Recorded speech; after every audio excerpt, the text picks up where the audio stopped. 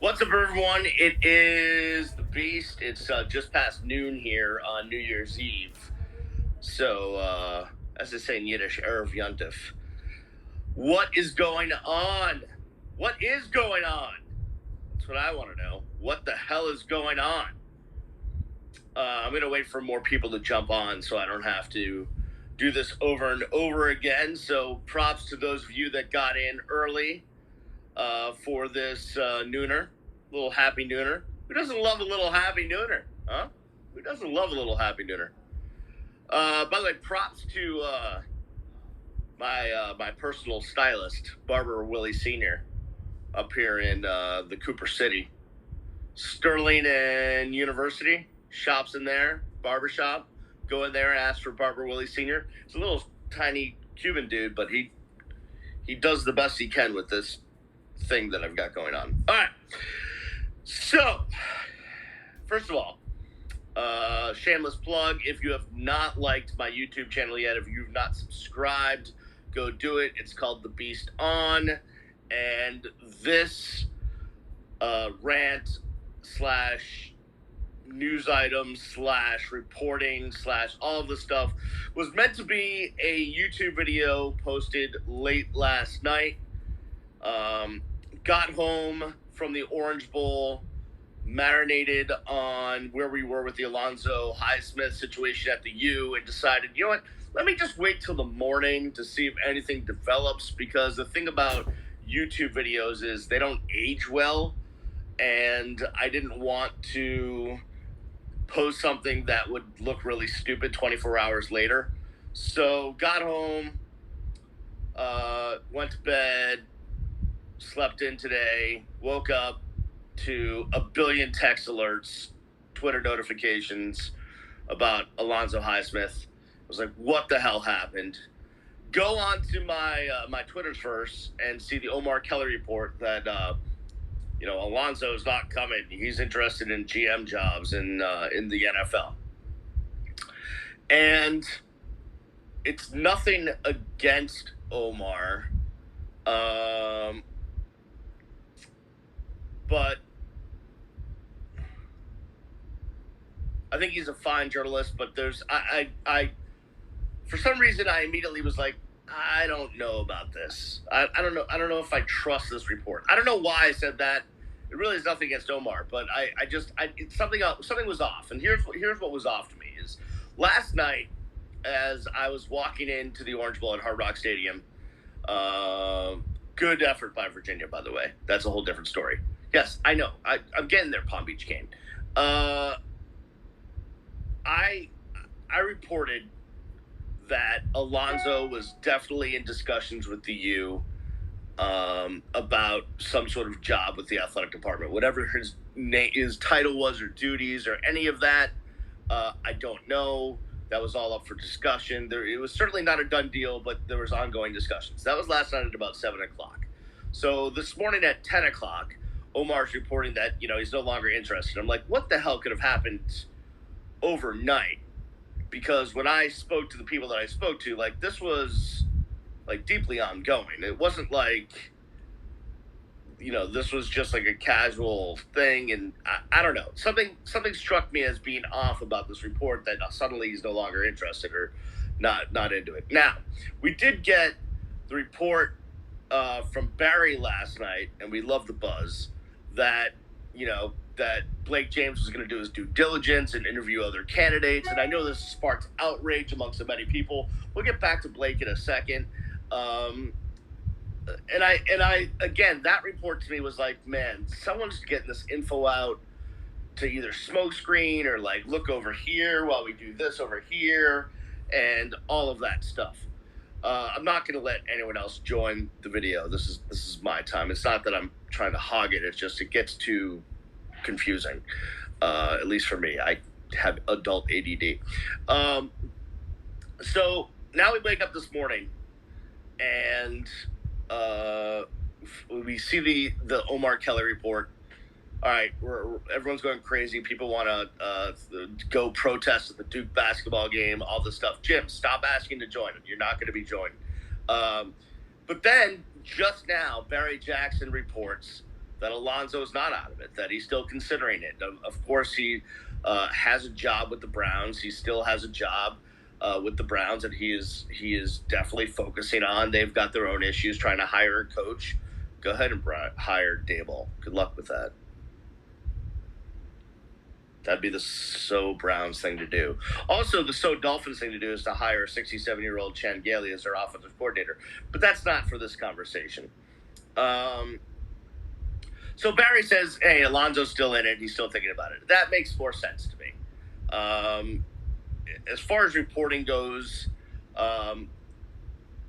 especially when it comes to the University of Miami, I'll take Barry over Omar.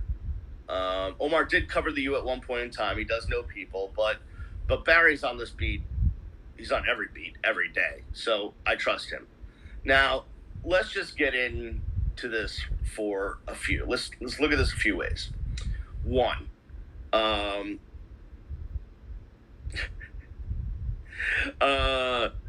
wants to know if Lamar is coming in next year. That depends on someone will hire him, right? So here's the deal.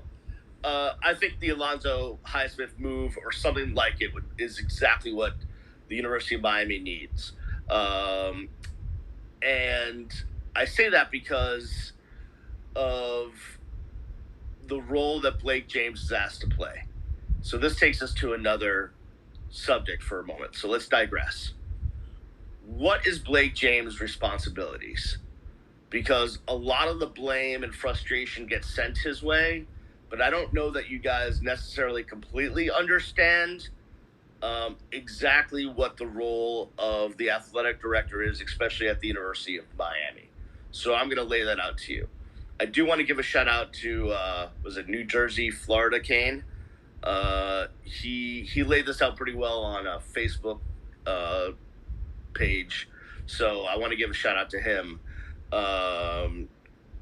for laying it out. But let me put it to you this way. The athletic director basically has two main responsibilities at the University of Miami and most other places as it goes to what his job is. And that's one, or her job. Well, that is one, to make money. Bottom line, the athletic department is a business. It's to make money. NJ Florida Kane may be a scam artist, but he actually laid this out right. So I'm just giving props for this one take. The athletic director's job is to make money. That's fundraising, that's selling tickets, that's contracts that the university enters with outside entities. The job of an athletic director is to be in the black with the athletic department. And the other job is make sure we don't get hit with sanctions and on probation and all that stuff and the kids graduate, right? Two main jobs.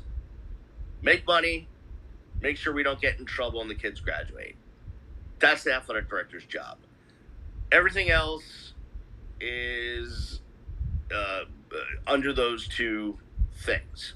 Now, when it comes to expenditures and hirings and firings, now obviously if the University of Miami is going to hire a new assistant athletic director of marketing, like Blake makes that hire, right?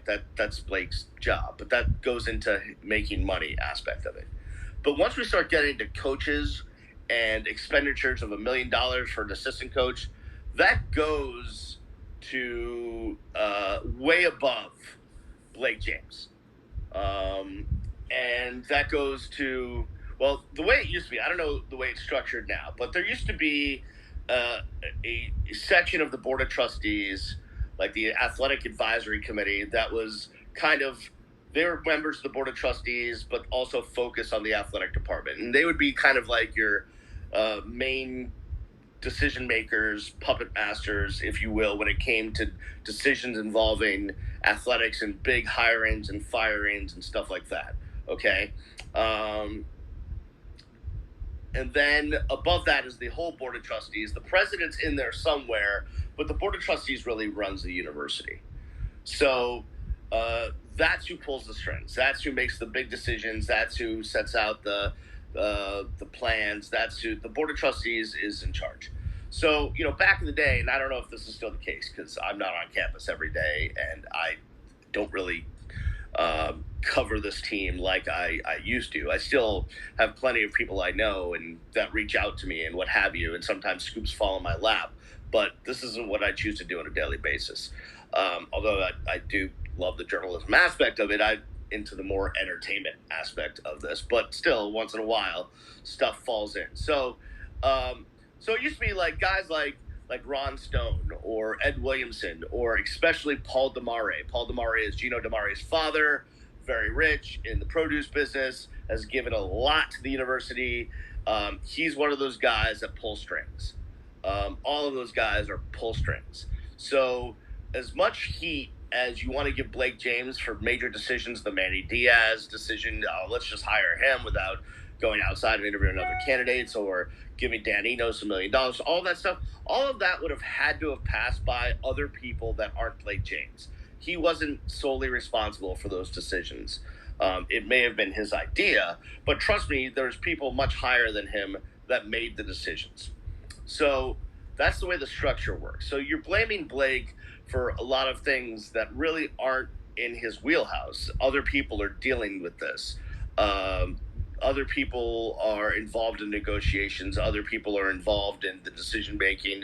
Other people are involved in yaying or naying on things. And those people have not made the right decisions over the years. And this has been over the course of 15 years since Miami joined the ACC, really, that decision making has been poor in the athletic department about several things. About athletic directors, Kirby Hocutt and Nevin Shapiro were best buds, and how the hell Kirby Hocutt still has a job, I have no idea. Sean Eichhorst hid under a desk for a year, literally hid under a desk. Like Susan Miller-Degnan and I tried to go track him down for an interview, and he was hiding under his desk. I can't make this up. These have been all poor decisions. As far as the role of an athletic director, Blake James, don't shoot me, but don't come at me, bro, okay? Blake James actually has accomplished what he is supposed to accomplish as set out by his job description, which is, I'll get to this in a second, Ricky. Does the university care about the football program? I'll get to that.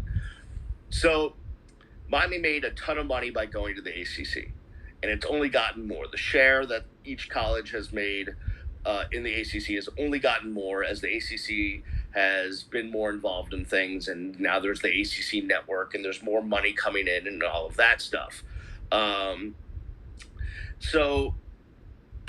believe it or not, I believe, I may be wrong, but last I checked, the University of Miami was the second highest grossing athletic department in the Atlantic Coast Conference behind Clemson. So from a money standpoint, Blake James is doing a good job. The ACC contracts are going fine.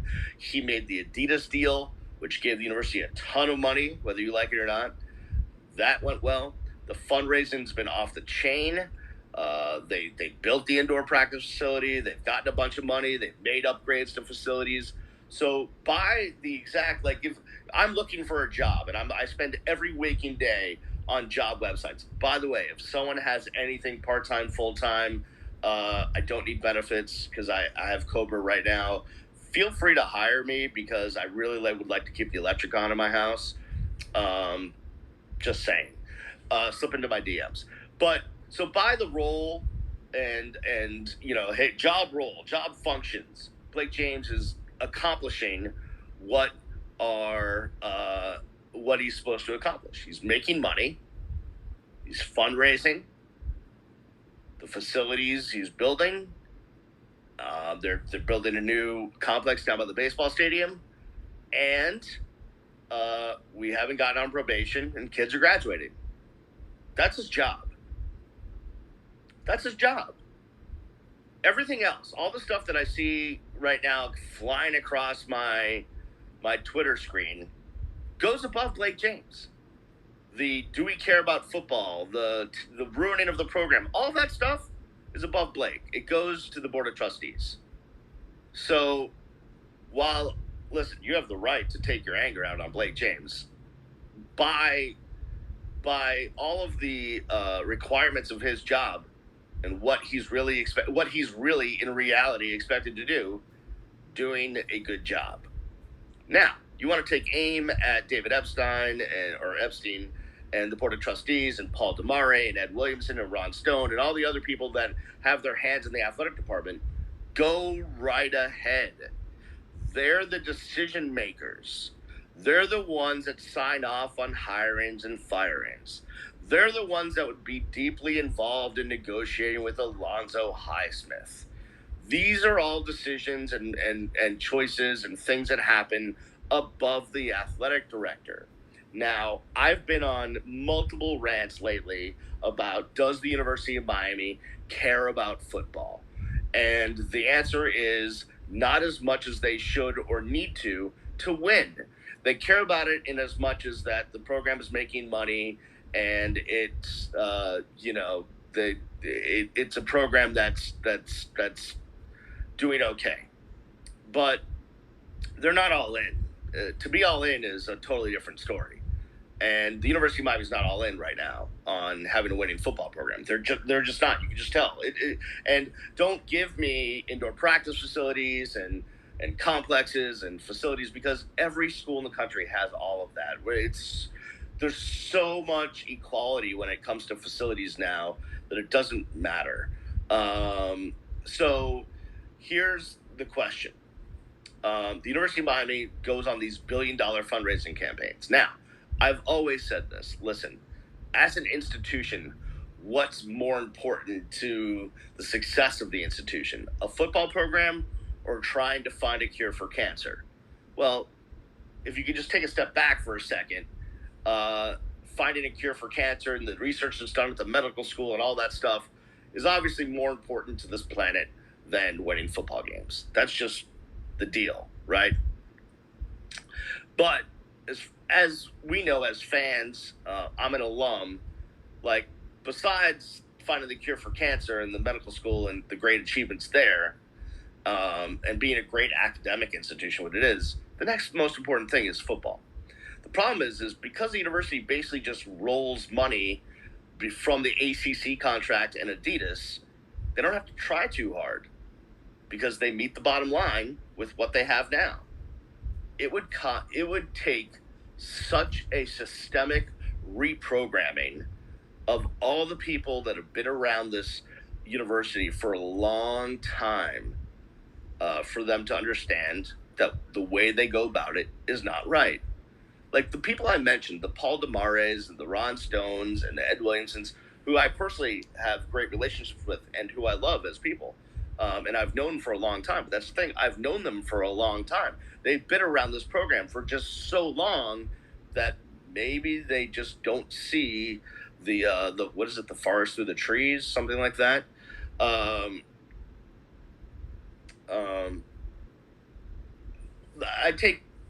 I want to go back for a second. Someone just said the U is popular because of football. Yes, from an external standpoint, I get what you're saying. But for those of us that actually went to the university to get a great degree, and for those people that I know get treatment at the Sylvester Cancer Center and all of the other stuff, like the university is known for a lot more than just football. I get what you're saying. Like there's probably a perception around the country that it's all about football, but it's really not. But that's neither here nor there. I have a limited vision, okay? Tell me how I have a limited vision. Please let me know. I would like to know. Please respond to the comments. Well, how's my vision limited? I think I have a pretty good vision of how the university works. There's no new info here. I'm not trying to give you new info. I'm trying to just educate people that don't know this info already. Because people want to go barnstorm the Duke basketball game and start protesting, which you should do. But again, everyone wants to fire Blake James, and you can do that if you want. But I'm telling you, the problem goes above him. That's what I'm trying to relay. This message goes above Blake James. It goes to the president. It goes to the board of trustees. That's who you need to take your frustration out with, because they make the decisions. And that's the bottom line.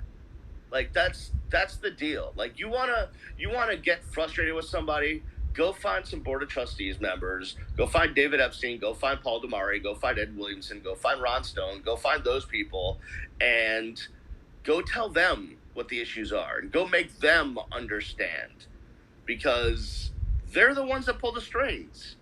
They're the puppeteers. They control the money. So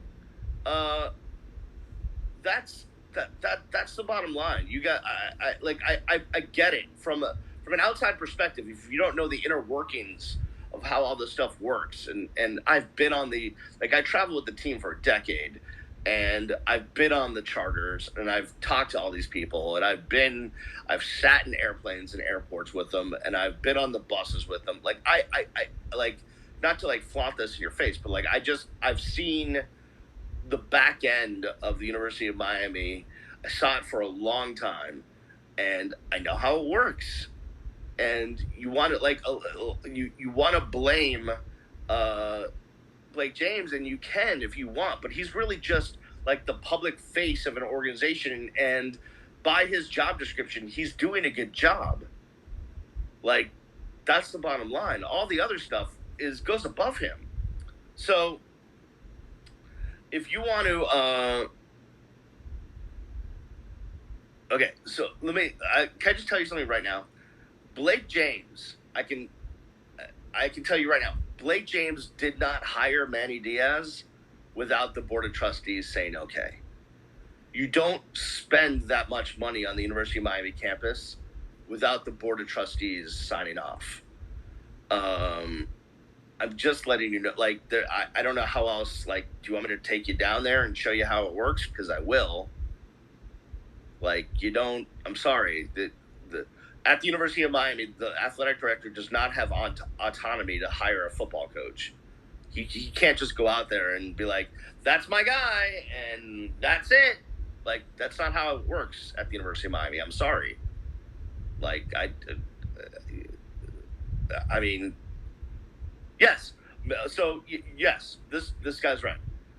Blake James brought Manny Diaz to the Board of Trustees. Board of Trustees signed off on it, but they signed off on it. And there's been several times in the history of the University of Miami when the Board of Trustees have said no to hiring a coach. Could have had Mike Leach. They said no because people that were in the room didn't like the way he showed up for the interview. That's just saying. You have to it's not just a one-person situation. Does the search seem lazy and all that stuff? Yeah. All of that is true, but I'm telling you, it's not just Blake. David Epstein, the Board of Trustees, Paul DeMare, Ron Stone, Ed Williamson, all of these people are the people you need to get in front of. How you do that, I don't know. I really don't know. I don't know. Look them up in the white pages. Is there still white pages? Because if you want to fire Blake, that's your right. But really, you're wasting your time. That's not going to change anything. You realize that, right? Firing if you can fire anyone you want in the athletic department, it's not going to change anything. You need to go above that to make changes. You need to get the Board of Trustees to understand what it takes to have winning football. Because right now, they're just fine counting the money that rolls in from the ACC network and Adidas. They're making money. That's all they care about. Winning? They'd like to win. I don't think they really know what it takes to win. And this goes back to another thing, which I did on my rant the other night with my Pepto-Bismol. Which is, by the way, the empty seats thing is not going to hurt as much as you think because they still get a ton of money from Adidas and the ACC network. The money they get from tickets is not the percentages of what that accounts for as far as athletic department.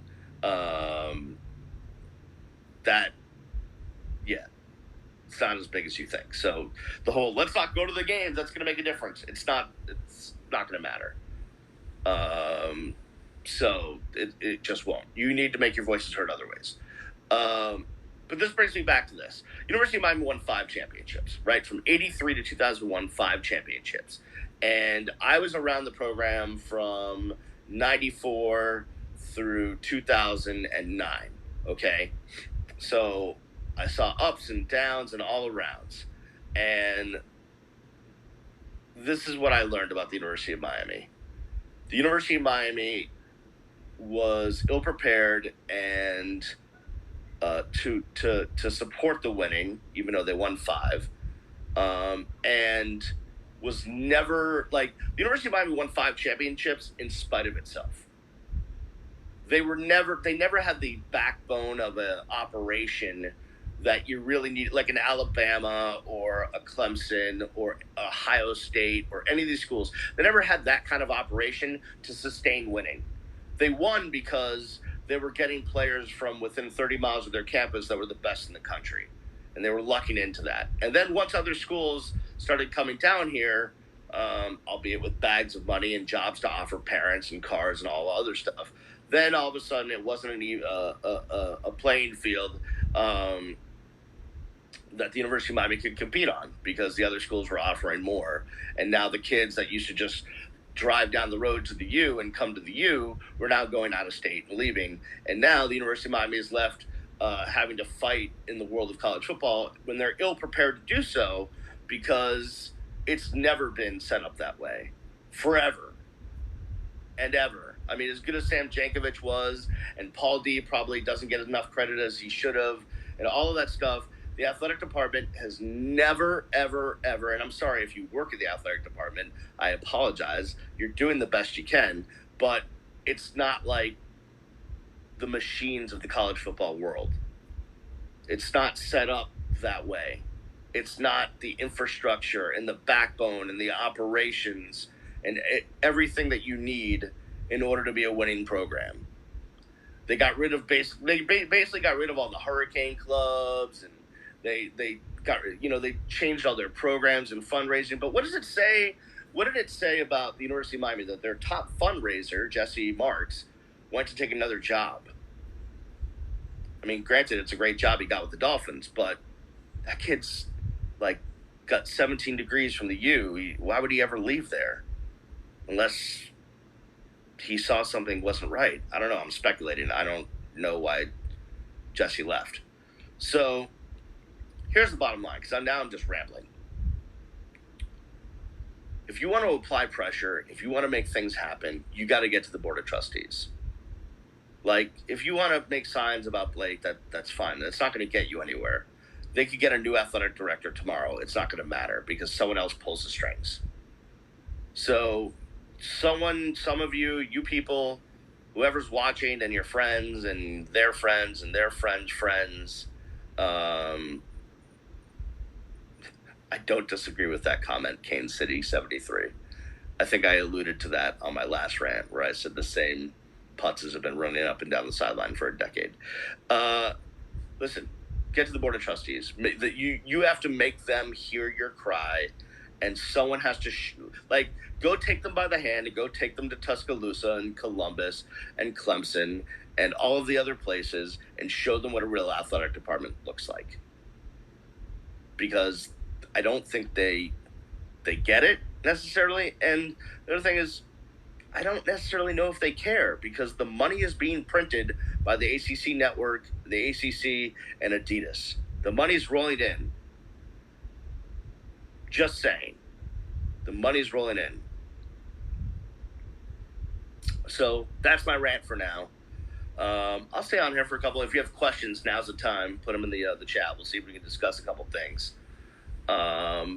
Maybe you think I don't know what I'm talking about, but I'm pretty sure that I do. I don't know much. I'm not very confident in much else that I discuss in this world, but this I know. Marcus Lemonis is not on the board. He's a celebrity. Paul DeMare, Ron Stone, Ed Williamson, David Epstein's on Twitter. You can go search his Twitter bio. A lot of the guys I'm talking about aren't on Twitter, so you're going to have to find other ways to get to them. You can certainly Google the University of Miami Board of Trustees to see who's on there, if that's what you want to do. Yes, that guy said it right there. The university's focus on health and academics. It's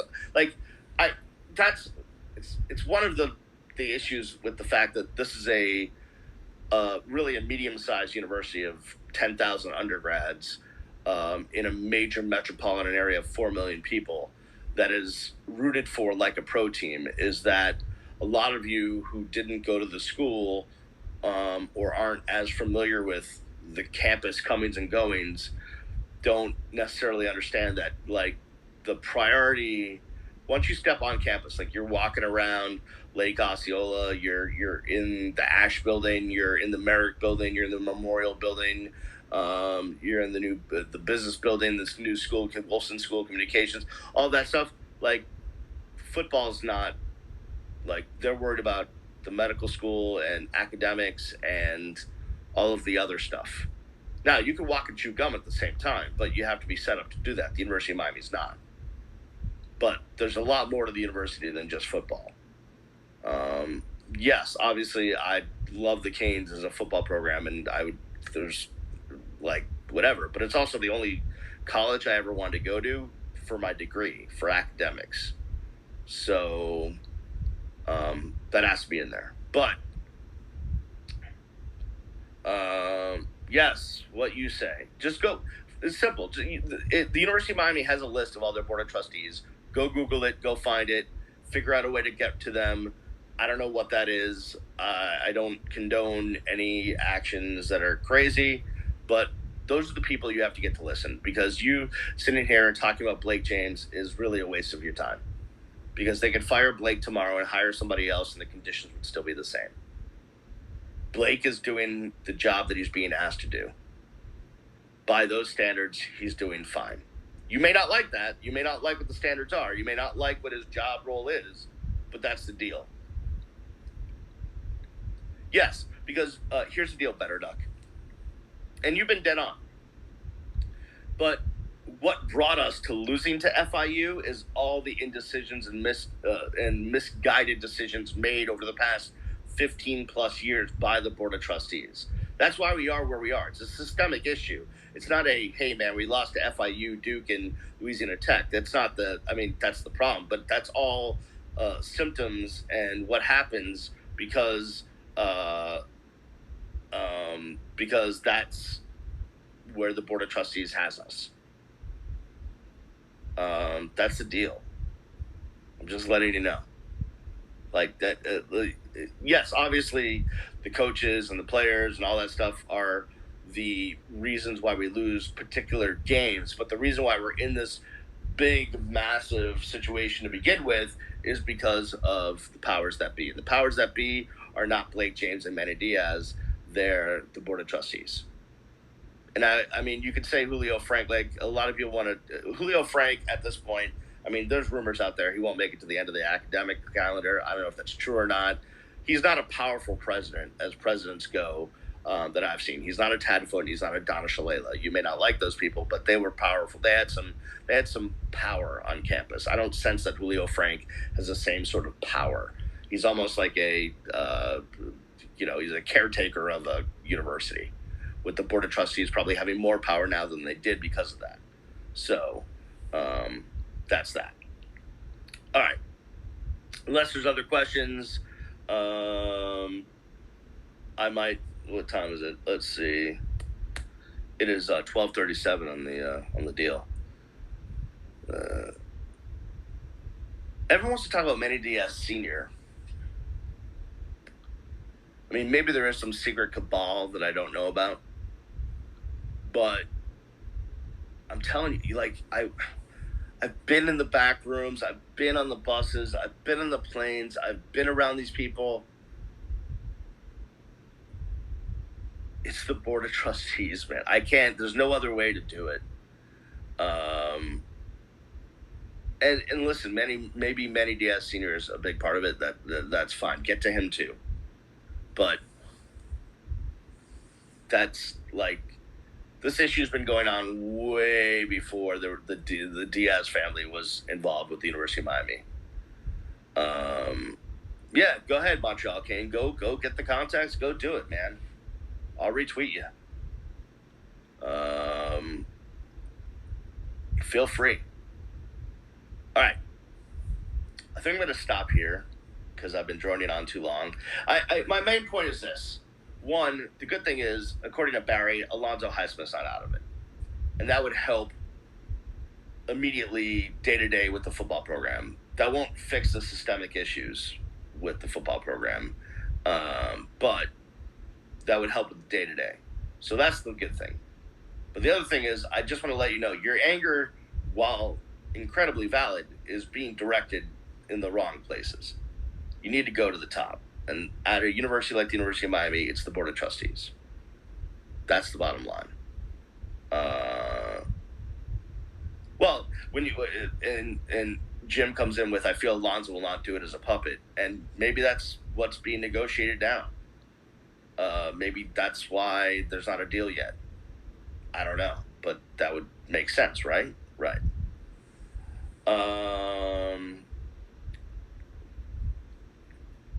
How much does the BOT care? I don't know. See, here's the thing is, man,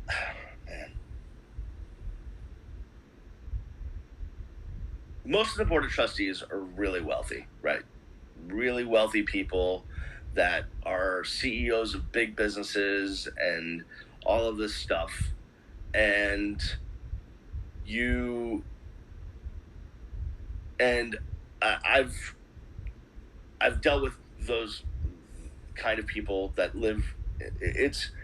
I could go on and on about the two different economies that exist in this country, but they're part of one economy and the rest of us are part of another economy. They live in a world that is not based where we're based. So do they know the frustration? Do they understand it? I don't know if they do. They may not see it because they live in a world that's completely different than we live in. So yeah, to them, this may be shocking. They may not get it. I remember once, there's an anecdote. This is what I'll finish it on.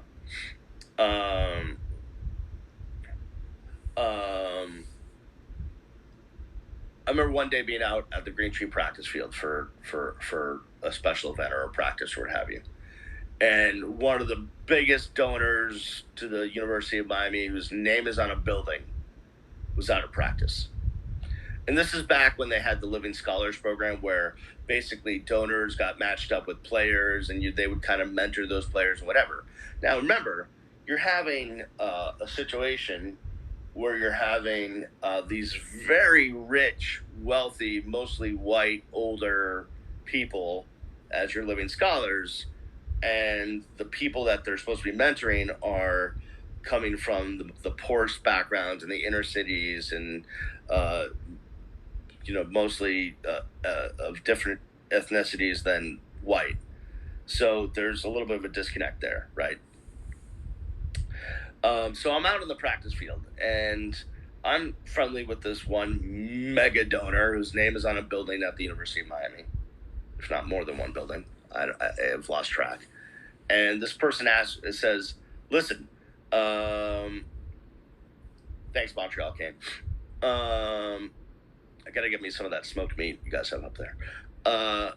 This donor, this big person, the big muckety muck, as big as it comes at the University of Miami, goes, I need to take whoever his living scholar, I forget who it was at this point, was out to lunch. Him and his friends, we go to lunch. Can you name a place? So I start naming places around the U that I think the athletes would want to go. Hey, the Big Cheese, the this, the that. This person had no idea. None of it. I'm mentioning restaurants that all of us that have been around the University of Miami would know, right? Shorty's, Beverly Hills Cafe. This is back in the day. All these restaurants that are like staples of the UM community. This is, a while ago, obviously. And this donor, this big muckety muck, name on a building, had no idea what any of these restaurants were. And it just hit me like, they live in a different world. Like, they live in a place that's not the same place I live in, and they can't relate. So finally, we stumbled upon a restaurant. I forget what it was. And this person, they go there for lunch with her living cafe. Bracci is good. I do have to tell you that is. I had some squid ink pasta there that was unbelievable. But they went to a place and And like, I saw this person a couple weeks later. I was like, Brian, wow, that was a decent lunch. I can't believe a place like that can serve a decent meal. It's just like, what?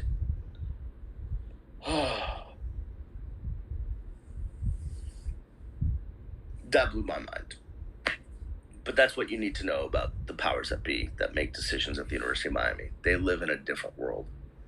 They're not running through the McDonald's drive-thru at midnight to grab a Big Mac and a sundae. I'm just saying, that's the deal. So you need to make them understand what we're feeling and what we're knowing and how we are and where we stand, because they don't live in the same world. There you go. All right. That'll do. By the way, when you say they don't care, I think they care. They just don't know what they should care about, I think. There you go.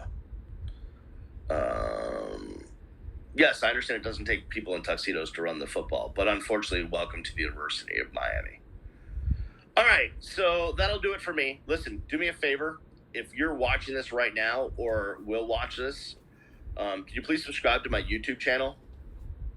It's the Beast on. The link is in the bio. It's in my bio. So I hope that you subscribe. It really means a lot to me. I'm trying to get to 1,000 subscribers, and I see all these people on YouTube that, like, I don't even know who they are. They've got like 3,000 subscribers, and their videos are being watched all the time. And it's like, man, it makes me feel crappy about myself. Like, what have I been doing for 20 something years in this market, working my ass off, if I can't like match the dude that's in his mom's basement? Although I'm in my guest room. What does that say about me? Subscribe to the channel. Follow me on the social, which you already are. And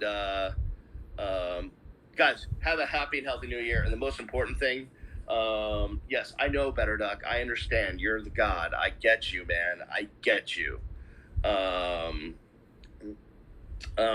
But listen, be safe tonight. Don't do anything I wouldn't do, which isn't much, but please be safe. I want all of you to be alive tomorrow morning so we can have this big protest and storm the Board of Trustee meeting and fire and just torches and we're gonna find where they're meeting and we're gonna storm it. We're gonna break in. Blah. All right. For everybody in my guest room, see when I see you. Peace.